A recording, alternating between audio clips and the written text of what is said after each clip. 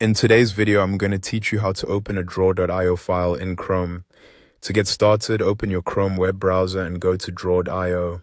This will take you to the draw.io interface, also known as diagrams.net, where you can view and edit diagram files directly from your browser.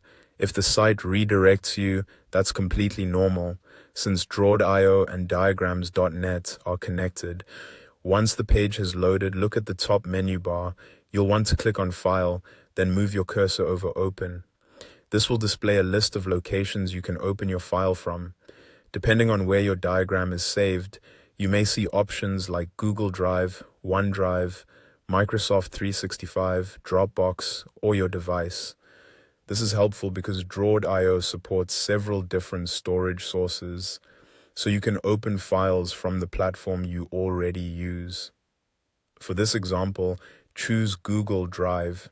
As soon as you click it, a pop-up window will appear showing the files available from the account currently signed in through your browser. If you use more than one account, make sure you're viewing the correct one so you can find the right file without confusion. Now browse through your files and select the draw.io file you want to open. Take a moment to confirm that you've chosen the correct file, especially if you have multiple diagram versions saved with similar names. After selecting it, click Select. At this point, another pop-up may appear asking whether you want to open the file in the same window or in a new window. Choose the option that works best for you. Opening in the same window can feel simpler if you're only working on one file, while opening in a new window can be useful if you want to keep your current page available. After that, just wait for the file to load. Depending on the size of the diagram and your internet connection, this may take a few seconds.